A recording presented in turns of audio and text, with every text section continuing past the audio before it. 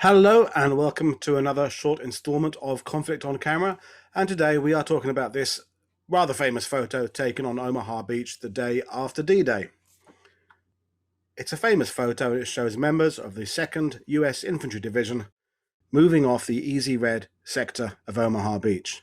Now, a number of years ago, I can't remember exactly when, I met one of the men in this photo here who are part of the 38th Infantry Regiment. And he told me that the photo was posed. He said they had come off the landing craft. Remember, these men are meant to be pushing inland to push up towards San Lo. They're part of the general advance inland from Omaha Beach of the American 5th Corps. Now, they would have had several hours on ships and landing craft before coming ashore. And you can see just to the right of the bunker. Now, the bunker is part of Widerstandsnest 65, or German Resistance Nest number 65. And to the right of that is the E1 drawer. The E1 drawer is the central of the 5 drawers that run off Omaha Beach up to the high ground, which is where the cameraman is standing. Now, if ever you've been to Omaha Beach, there's an obvious way to move off the beach inland, and it is straight up the drawer, particularly because by the time this photo was taken, on June the 7th, work has already begun to get transport off the beach. There's an airfield going to be built up above this part of the beach, and taking men where they're actually walking is impractical. So the guy in the photo told me it was posed. There's a photographer or two and his assistant down the beach marshalling these columns to have them come up past his camera to create the image he wants. Now you can kind of see that in the photo there, because this left column of men here, they're not moving. They're standing ready to go. So my question is, if they're not moving inland, why are they waiting? And I think it's because they're being marshaled. And this guy in the photo told me that down there was a photographer or a photographer's assistant marshalling these columns of people. Then the photographer himself is obviously standing above the bunker looking into the faces of these guys as they go past. Now, the guy told me, and I never did find out his name, that as they were going past the photographer, they were a bit pissed off, rightly so, really, because they've come off the beach, they've got to pick up the advance, they're going to see their first combat at some point, and they're going to have to walk a rather silly way up a rather steep path that is not the easy way to get inland. And the guy who was somewhere just in the column on the right there said that as they went past the photographer, each one of them called out, "Well, what you doing, mate? Why are you making us walk up this way? Can't you see there's a war on?" That kind of thing. And according to the veteran I met, he shouted back to the guys, "You'll understand exactly why I'm doing this when you see the photos in the newspapers, when your mothers send you the clippings." And the photographer has clearly set this up. Now, my interpretation of it is there's quite a few things going on the photographer is trying to achieve here. The first is that the day before, Omaha Beach was a victory, of course, but it has also cost the lives of about 900 Americans and several thousand wounded.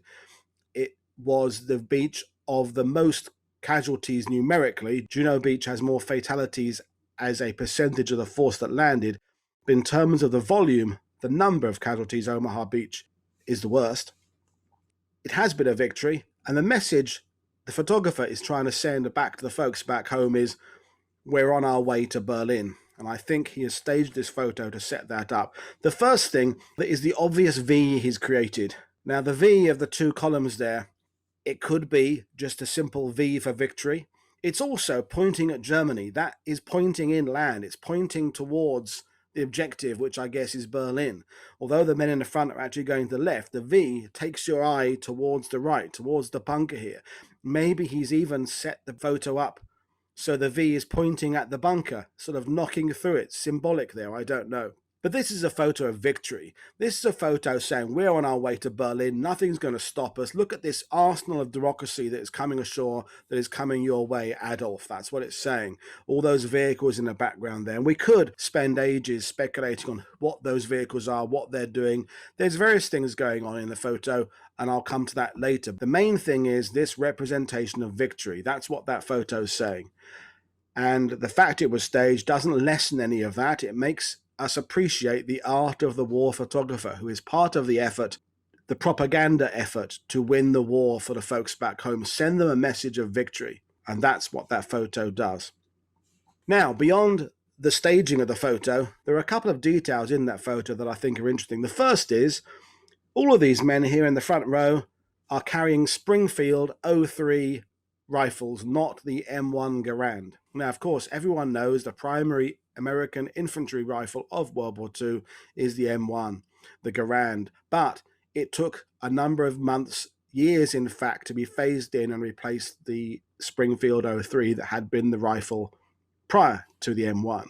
And I was told the 2nd Division were just one of the later divisions to be given the M1 Garand, and the divisional commander had decided he would rather send his men in with the rifle they had been practicing with, the rifle they were experienced with, and then when replacements come in, they would be issued with the M1.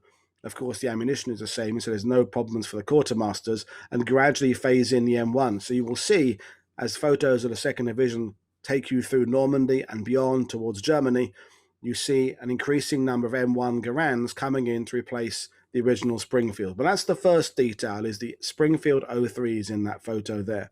The second detail is the insignia. A number of these guys have the 2nd Division insignia on their helmets. Now, they don't all have it, and indeed they don't even have the same helmet netting. Some have a sort of half-inch square, some have a tighter net, some don't have a net at all. There is, to be seen on a lot of those guys, the 2nd Division insignia painted on there. In terms of gear, there's clearly a lot of M41 field jackets going on. I think this guy here has an HB t-shirt on of some type. Some of them are wearing the mustard wool pants. I think some are wearing HBTs. Some have got their HBT pants loose outside of their leggings. There seems to be a certain amount of informality to that photo there and freedom of expression with regards what they're wearing in terms of field gear and uniforms. The next thing I want to talk about are the flags. There are all sorts of flags and pennants flying on that beach on June the 7th. There are triangular ones on the shoreline, there are big square ones. Now they are going to be flags put up by people like the Naval Beach Battalions. These are part of the Engineer Special Brigade. Their job is to marshal the troops. There are beach masters, there are people in charge of the moving inland of supplies, MPs, there are POWs being taken inland. Now these flags are going to indicate things like the sectors of the beach, they're going to indicate unit details, movement details, and there would also be signalers on the beach with semaphore flags and lamps who are leading the approaching landing craft to the correct spot. Now, bearing in mind that a lot of the invasion on June the 6th had come ashore further east than intended, and on June the 7th, when this photo was taken, there is still an element of people coming ashore where there's a gap, where the mines have been cleared, where transport links have been set up. So it's imperative that the beach battalions and the MPs and all these other people are bringing people into the correct part of the beach so they can marshal the troops, marshal the equipment, and push it inland as quickly as possible. This is going to be June the 7th. The artificial harbour has not yet been completed. It was, of course, to be destroyed later on in the storm a few days later. But at this point, we are still bringing in supplies by LCT and LCVP and indeed ducks. Now, today, if you visit Omaha Beach, this is the Easy Red sector, you can still find this bunker here. It has memorials on it to the Engineer Brigade. It has a plaque on the front to the 467th Anti-Aircraft Battalion, who came ashore with half-tracks, who are officially cited as being the ones who eliminated that bunker with 37mm shells coming in the front and also quad-mounted 50 caliber machine gun fire coming in. In actual fact, it was a number of things that helps eliminate that bunker on D-Day. It would have come under naval fire, it would have come under fire from up and behind, from infantry who have already got off the beach further to the west.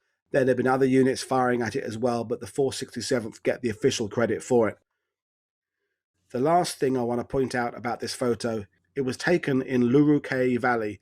This is the E1 draw. Now, it just seems that the majority of photos taken on Omaha Beach in the days just after D-Day were taken in the Easy Red area. I don't think there was any particular reason for that. It just ended up that that's where the photographers ended up being. So there we are. That was a short and swift program about this very famous photo. I have no absolute confirmation that it was staged, except the guy who told me, but I think it's very interesting. One final comment. And with all these photos, we look at the details, we're looking at the flags, we're looking at the fact they've got Springfield 03 rifles. I want to point out this guy, second from the front there in the column, the guy actually looking at the camera. Because there he is on June the 7th, coming ashore, yet to see combat in the 2nd Infantry Division. He was killed just over 2 weeks later, on June the 21st, in Saint-Georges-d'Elle, which is about 8-9 miles inland from Omaha Beach.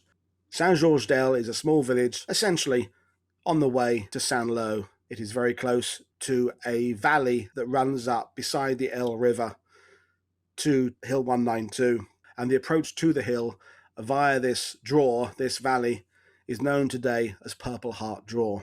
Private Vincent M. Killen of the 38th Infantry Regiment was a victim of the battle for Saint-Georges-d'Elle near Purple Heart Draw 2 weeks after this photo was taken. It reminds us that although we look at the details of the photos, like the helmet insignia, the rifles, and the bunkers, and the creation of the photo, that the men portrayed often didn't last more than a few days beyond when the photo was taken, and Private Killen is one such figure. He is buried at the Normandy American Cemetery in Colville-sur-Mer, Plot J, Row 15, Grave 23. Thank you for watching, and if you have a photo you'd like to talk about, please drop us a line. Don't forget to subscribe to our channel, check out our Patreon page, and share links on Twitter, Facebook, and with your friends. Thank you very much. I'll see you all again very soon.